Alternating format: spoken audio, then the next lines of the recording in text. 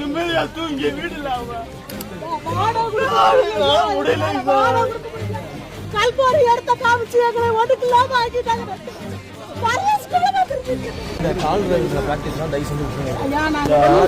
ஆதங்கத்துல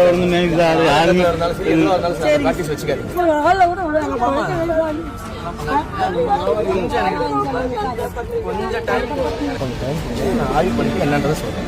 கொஞ்சம் டைம் கொடுங்க, ஆய்வு பண்றதுக்கு நேரம்